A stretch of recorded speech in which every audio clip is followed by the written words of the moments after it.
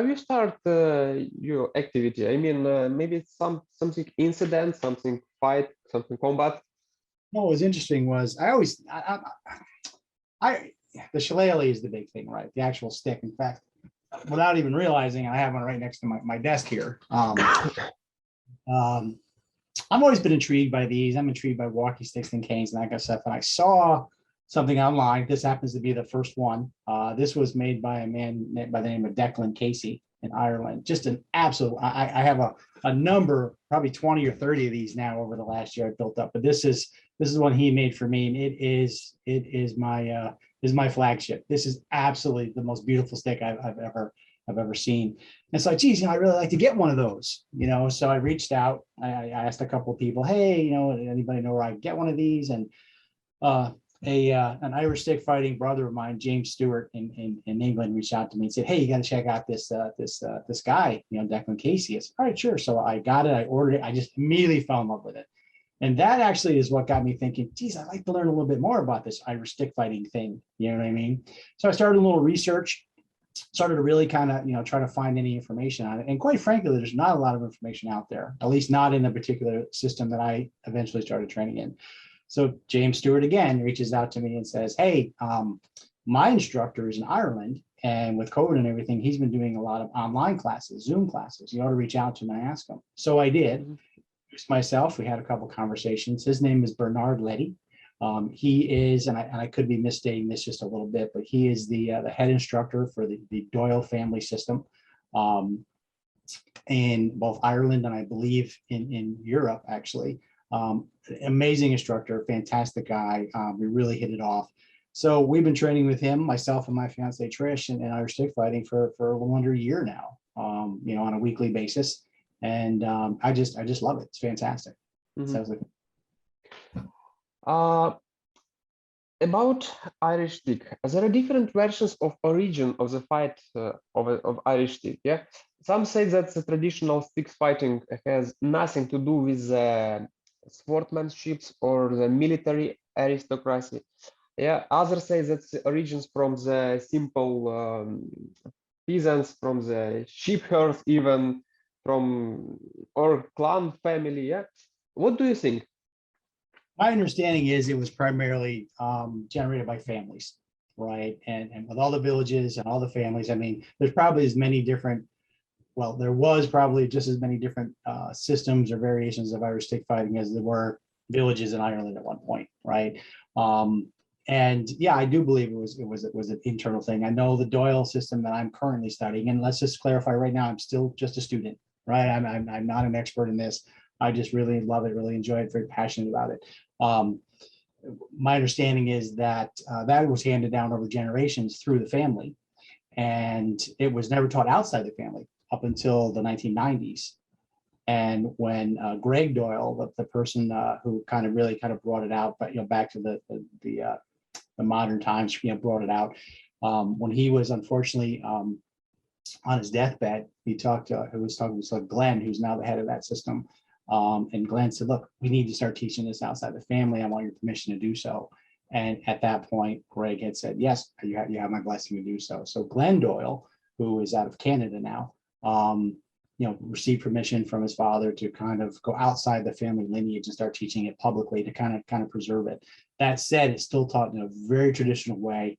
There's not, to my knowledge, a written curriculum. Everything is just, taught instructor to student, to keep it as very, very pure as they can. But my understanding is it was definitely, at least the system that I'm familiar with, handed down through family generations. So. Mm-hmm. How do you think there is some connections between fencing, traditional fencing? I mean, well, let's put it this way. I don't see that. I could be wrong. I don't see that myself personally. I see a lot of similar body movements, mechanics, that kind of thing. But there's only so many ways for the body to move, right? So I don't see that particular type of motion. Now let's bear in mind there's a number of different styles. All right. So the Doyle family system is a two-handed style. So basically, if they're holding their stick, I mean, this is their fighting stance. So it doesn't have a lot of the thrusting motions or the fencing motions that you might see. The footwork could be very similar. But when you look at that, the footwork in that or fencing or Jeet Kune Do or something, a lot of those are very, very similar. So I'm not going to say there's a direct connection to fencing, though, again, I'm not a historian on it. I don't see that. In the teaching that I've had, we might go back to saying, oh, that's like sword fighting, or that's like this or that. But I don't see that direct connection. I think it was more of a very practical, functional way of body movement, mechanics, and that kind of stuff. And I think that kind of intersperses throughout a lot of different stick fighting systems, knife fighting systems, martial arts in general. So I don't see that influence, to be very honest with you. Though I guess there could have been, but I'm not seeing that at my perspective. Could you share, please, who is your favorite masters with, I mean, Irish stick, exactly Irish? Well, again, I would have to go back to my instructor, Bernie Letty. He's fantastic. He's fantastic. I got to be honest, I've never met Glenn Doyle, the head of the system. I'm looking forward to doing that, hopefully in the future. My feedback or the things that people have told me is he is just incredible. It's just incredible. There's a limited number of videos out there, just very little snippets, because I think they take great pains to not share things through video. Because I think in the martial arts world, we've all seen that happen, right? Somebody puts videos out. Next thing you know, they say, I trained with Ultimate Grandmaster Hoo-ah. And that's we don't want that to happen. So there's very, very little information that's really out there in this particular style. Yeah, I mean, I really had direct exposure at a high, someone who has a higher level of skill, to Bernie. But again, I'm kind of in the residual watching Glenn as much as I can, and it's pretty amazing to watch these guys move. It really is. So. If I right understand you, you made sticks by yourself, or you buying? That's actually the approach. I do make my own training sticks. All right. If I can just step away from the camera for 1 second. This is training, and this is fighting thing. It's a fighting thing, yes. Yeah. I mean, you could use this on the street. Well, you can. I'm trying to see if I have a trainer here, but I don't believe I have one available. But I make trainers out of different types of wood, that type of thing. I would never want to bang something like this up, right? It's just so beautiful. But I've been pretty much purchasing mine, or people have gifted me a number of them over the last year or so. I've got 20 or 30 of them hanging on my wall. But I do make trainers. Yeah, I've just been lucky enough to find these on your basic, eBay, Etsy, Facebook Marketplace, that kind of stuff. Local people, antique shops, collectibles, that kind of stuff. And when I start getting into something with this kind of passion, I start going, oh, look, there's a shell. I have to get another one. Oh, here's one. So I love doing that kind of stuff. So I do make trainers. I make them out of maple, wood, ash, oak, whatever the case may be, for people that I train with. And I enjoy doing that too. I'm not a woodworker. I'm not a master craftsman, but they're very simple, and I really enjoy doing that. So it's a simple shaft, that has it, and it has just that curved top on the curved edge on the top. They're nothing fancy, because these are made for training. Those sticks that I use, they're made to get beat up, that kind of thing. I'm starting to expand a little bit more into engraving and that kind of thing, but my personal taste for my sticks are very, very simple, very, very easy. So it's really very interesting, the technology of making sticks. I mean, from maybe Spanish Toledo or Sicilian, also some very interesting wood and different technologies. I've recently come across some beautiful wood. There's Purple Heart. I got some tiger wood, so I'm getting excited about it. I was going to do that this weekend, as a matter of fact. The actual sticks themselves are traditionally made out of blackthorn, and that's a bush, really, a tree that's found pretty extensively in Ireland and somewhat in England, the outskirts areas. And what they do is if you look at it, this is really pretty much a root knob. And what it is they pull it up, they cut it, they shape it. They tend to dry it and do a bunch of treatment to it for, I've heard, as much as anywhere from 2 to 5 years, depending on the maker, to dry it out and get it. This particular one has been crafted and they put a finish on it. I mean, it's just beautiful. Most of the time when you see them, they're going to have the thorns or the branches left on the stick this way. You can see that. So a lot of people don't understand how can you use that for fighting. Well, in many cases, where you would hold this traditionally, they would shave the thorns off, right? Yeah. And maybe down here too for a wider move. So what you do is you do, I'll throw a name out there. We do what we call a jump stick, which means if I have to open up and go to the end for a block or something, you open it up and slide the hands over. These are not razor sharp, right? I mean, they're sharp and it would be uncomfortable, but you can get away with that. And where you would grab, they usually shave those thorns off on the thing. I've got thicker ones, thinner ones. I just love collecting these. I think it's fantastic. It's fantastic to have. You had self-defense, and these a lot of people use those as walking sticks. I actually sprained my ankle a couple of weeks ago when I was working out in the yard.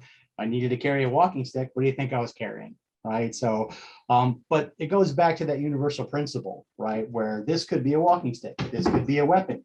This could be an umbrella. Somebody could be carrying an umbrella, and the techniques and the principles around that are universal. So, what you're using in your hand, traditionally it's going to be a shillelagh, but ultimately it doesn't make any difference, right? It could be a regular walking, could be an umbrella, could be a pool cue. I mean, whatever. So, but that's what I love about the martial arts. There's no one right answer. There's many ways to look at it. So, John, do you practice fencing? I mean, traditional fencing, I do not. No. Nope. I see. Quite frankly, to be honest with you, there's very few in this particular system. Let me just clarify that. Yeah. There's very few, to my exposure at this point, traditional fencing type moves. All right. It's much more like boxing with a stick, right? So instead of big wide motions, it's much more a short, kind of a approach and then entering in close. There are other systems though that do that. That have more of a swinging approach or a jabbing approach. This is much more like a very short kind of, many other techniques, of course, within it, but it's much more of a close quarter boxing approach with a stick. So I don't see a lot of that. Do we have short-term jabbings and even long? Absolutely. But I'm not going to say that that's going to be made up as the core of the system. So. Next question about your academy. Please tell me, please, main difference between your academy and I mean the other similar schools, or what martial arts you use there? That's an interesting question. My club, my academy, we're kind of in a holding pattern right now because of COVID. So we have limited classes kind of a thing. And I've never had a huge group of students. It's just not going to happen. I don't teach children, which is probably one of the biggest differences. Nothing against the people that do. I respect what they're doing. I respect what the children are getting out of martial arts training. Just not my gig, right? I don't teach in a way that I think would be conducive to children. It just doesn't happen that way. So that's the biggest difference. Another big difference is from a martial arts perspective, Irish stick fighting aside, I don't teach a traditional style. My history, I started out traditionally with martial arts. I started out in Taekwondo like every other person in the United States. And then I kind of picked up some Hapkido flavor. We started getting into Korean joint locking, which was great. And then I went to small circle jiu-jitsu, which brought my joint locking to a whole nother level. So over the first few years that I was training, I had a kind of a progression as I worked through that. Then I started really kind of getting a good flavor for the Filipino martial arts, the flow, the motion, the movement. I am not a Filipino martial artist. Let me just clarify that right away. But I've adopted or made every opportunity to adopt some of the principles and concepts and things that I've learned from some of the instruction I've had and some of the close relationships I've had from people. So I've kind of actually gravitated away from the punching and kicking aspect of it to be much more of a takedown and control. So it's very close quarters, it's very fast, it's very flowing. We're in there and boom, we take people down, but much more leaning towards joint locking, control, takedown, trapping, that kind of a thing, rather than the punching and kicking that you may traditionally see. Don't take anything away from that. That's fantastic stuff. It all has a value. It's just not my approach. For many years, I kept trying to fit myself into a box where, well, we're doing Taekwondo, so I have to do this, or we're doing Hapkido, so I have to do this. And I got to the point where some people would call it a jack of all trades or master of none, but that's okay. I don't need to be a master of all those. What I'm doing is I go to seminars or I train with people and I learn from them and we share ideas. just something that fits into my personal expression. So it's not a traditional martial art in the definitive sense of that, right? It's my variation of what I've learned. It took me many years to become comfortable with that. Many years. I was always worried about the criticism or the back talk or what people were thinking. Because I don't, you never stuck with one thing. You're right, I didn't. And now what I do works for me and it works for my students, and that's all that I want to do. Yeah, it's a little different. It's a little different. We jokingly say, "Oh, we're the best kept secret in the area," because, first of all, I think most people understand, at least in this area, children are the market, right? I mean, 95% of your martial arts students are kids. The other 5% come in off the kids that are there, right? I don't teach kids. So do you train women? I do train women. Yeah, absolutely. So it's martial arts part of it, men and women, right? I do have some law enforcement people that come in and learn from me because it is control and takedown. I have had some opportunity to train military people for control and takedown. But on top of the martial arts portion of what we do, we have a very successful women's self-defense program. And that's been huge for us. We've probably taught close to 5,000 women in the last 10 years. And we're still getting calls. I've kind of suspended those classes because of COVID temporarily. It works. That's been an amazing experience for us. The people that have come up to us and given us feedback. I had one young lady who had been unfortunately sexually assaulted multiple times in her life. It was very, I don't know if I want to take this class. And we were doing it for a women's empowerment weekend. And my fiance Trish, who helps me administrate it, said, come on, try it. At the end, she just burst out into tears and she shared her story with everyone else. And she said, this was an amazing experience for me. She goes, I've taken a ton of these classes. And I'm not trying to toot our own horn, right? But we were very cautious and careful to represent certain things that we thought were critical. It's only a 3-hour class, and it's really only designed to expose people to the limited handful of techniques that work or that they're going to need to get out of a dangerous situation. So people will say, what are they going to learn in 3 hours? You know what I mean? And well, 100% more than a new coming in, and if there's a limited number of techniques and these people only want to commit to 3 hours, we're giving them something of value. And we've actually had, unfortunately, a couple testimonials come back saying that people actually had to use what they learned in our class to get themselves out of a dangerous situation. And that's been fantastic. We do not focus strictly on the physical techniques, though. It's about awareness, not just situational, but what bad guys look for, what they want, what they don't want, body language, that kind of stuff, setting your boundaries. And then unfortunately, if you have to get into the physical area, that's the contact. So awareness, boundaries, contact, we call that the ABC Women's Self-Defense Program. So, and it works. It's yes. How often you provide your classroom lessons? I mean, in women's self-defense or martial arts? Martial arts and self-defense also. And how often in the week and how hours? How many hours? Twice a week, 90-minute classes. It is not my full-time vocation. It's not my full-time job. So we work and do other things, but we do twice a week, 90 minutes of class. There's times we'll extend it past that. We do Saturday classes. Those are specialized classes. So we train in Shillelagh, Irish stick fighting on Sundays. And then on Saturdays, we'll alternate between knife fighting classes and tomahawk classes. That's something I was very passionate about starting a couple of years ago too. I started getting into axe throwing and customizing tomahawks. I'm like, wow, let's learn how to fight with these. So, that's been a fun gig for us too. Yes. So, is there any difference between training for women's and for men's? From us, no, let's put it that way. And let me just say this. I mean, there's obviously some different physicality, right? If you're a man, you can use that strength. So my attitude in both martial arts and self-defense is, if I can train to the physically weaker person, all right, and then make it effective, then just how much more effective you're going to be when you're like, you know what I mean, kind of thing. But the stuff that I teach, especially the martial arts, I don't want to say, let's put it this way, I don't want to say, you hear this all the time, does it matter about size or strength? Of course it does. There's no question it does.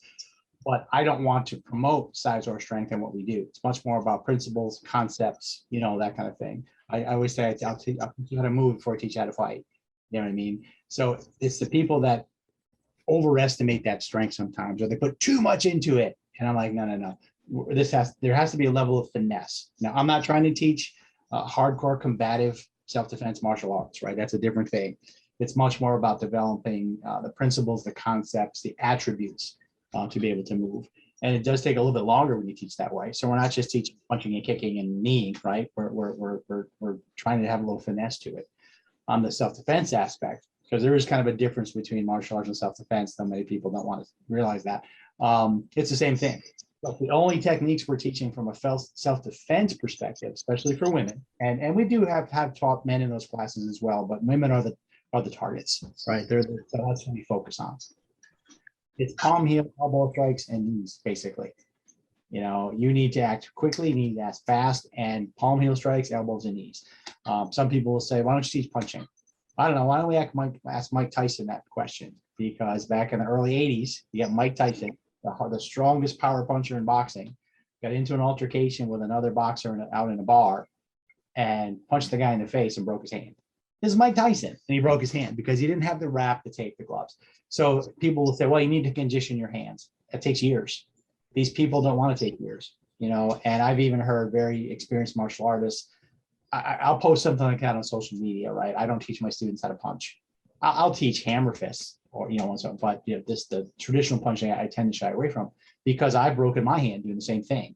I broke this. I no longer have a knuckle, and I broke this bone and these bones here because I just hit something that I didn't even know how. And that's after 25 years of experience at the time. So open hand strikes, that kind of stuff, seems to work very, very well for us. Elbows and knees. You know, self-defense is going to be close quarter. Get in and get out. You know, the job is not to beat this guy down to the ground in a self-defense aspect. It's designed to create an environment where you can escape and get out of a dangerous situation. So you have to look at someone's, you know, psychological makeup too. Let's look at the attacker's psychological makeup. If he's in your face and your response is to start fighting back, he's not expecting that. It wouldn't be in your face. So as you start barraging with, you know, palm, heels, elbows, and knees, he's going to probably duck and cover temporarily because he's not expecting that. And at that point, get the hell out of Dodge, you know, that kind of thing. But so no, I don't teach anything much different for men as to women. I just do understand there is a different perspective, but I try not to deviate from that. So, do you use some philosophy? I mean, from some ancient martial arts persons? Yeah. If I had to pick an ancient, and I hate to probably take an answer that everybody talks about, but I love Musashi. I mean, because it's interesting because some of the things that I've said or some things I've learned over the years, I go back and read something like, oh, I just said that yesterday, you know, kind of thing. Perfect example. I can't remember how he phrased it, but something along the terms of that. Martial arts these days are more worried about, you know, form and flow rather than function and practicality. And what I've said all the time, and I never knew that, is today's martial arts, there's too much art, not enough martial, you know, and it kind of relates to that. You know, I tell my students I want to teach them one technique that works in 100 situations rather than 100 techniques that have to work in one. And he says something very, very similar, you know. And I was just reading something this morning, as a matter of fact, where he said if you're teaching someone a technique with a system with 1,000 techniques, now it's a business. It's not about martial arts. And I've said that a million times. I just said in class the other night, these systems that say we have 300 techniques, I just wince when I hear that, because in times of stress, in times of inoculation, you know, you're just not going to be able to remember which technique I'm supposed to do. So I don't think there is 1,500 techniques. There may be 50, maybe variations on that. I'm trying to do that. To me, that becomes ego. That becomes, you know, trying to build a business by keeping people, you know, training consistent. And it's just me. I'm not going to do that. If I had to really sit down and quantify how many techniques I have in my techniques in my system, including stance work, I might have 30. You know, drills are another one. You know, having 1,000 drills. No, you know what? I have a dozen drills, and then I have different variations on those drills. But I'm not expecting somebody to learn 1,000 drills or even 1,000 variations. That to me, that seems a little impractical. I get it. people do it, just not for me. It's not my thing. I see. About axe, why do you practice axe throwing? What does it give for you in your usual life? I mean, That's a great question. It's interesting. It happened a couple of years ago when I first got exposed to it. My daughter, who's back then she was turning 24. Her and her boyfriend, her birthday came up, and I said, "Hey, what do you want to do for your birthday after dinner?" Right? And let's do something different. She goes, and she had said, "Let's go axe throwing." I'm like, "Hey, that sounds like something interesting, kind of thing." And so it's going back a couple of years ago. So we went, and the first part of it, I was terrible, horrible, right? But then I started kind of finding that flow, right? So when I started to throw it and actually, first of all, just stick it in the wood, that was an accomplishment, right? I mean, rather than drop it on the ground. But then I started hitting the bullseye a little bit more, and just the rush you get from that, it's just like, I did it, and it's exciting, it's fun. I brought my best friend and his wife into the club to do it, and it's just between the community that you build and the friends that you meet, and it's just a very, very fun pastime. I would never throw an axe in self-defense. I would never throw a tomahawk in self-defense. That's just not going to happen. You know what I mean? The movies you see with Mel Gibson, no way. There's just no way. I jokingly say, because we play the Viking angle of this, right? I say, you know what? I've gotten really good at axe throwing, and I could kill a raging Viking as long as he's exactly 12 feet away, 5'10", and doesn't move. I could do it. I can that kind of thing. So using it from a combative standpoint for throwing, I don't see. I think I could ever do it. Somebody might be able to do it. I know some incredible throwers that could throw an axe from any distance and plant it in the target. But I could never do it. But I really enjoyed it. I really liked it. I was fortunate enough to join my first league per se. And the first couple of weeks I was horrible, and somehow I worked my way up to actually winning it. And then I went back for a second round, and I was doing very, very well, and I tore my shoulder out. So I needed that shoulder surgery. So I really haven't thrown competitively for probably 2 years at this point. I'll take that back. The second one was like 6 months ago, but I didn't do that great. I got into the finals, but I didn't win. But so my shoulder, I've been rehabbing this now for probably a year and a half. So it's going to be a while till I get back into doing that again. I do have a tomahawk throwing range and an axe hawk throwing range in my backyard that I set up. So I get there and practice, but to get out there and throw for 2 hours, consistently might be a little much for my shoulder. So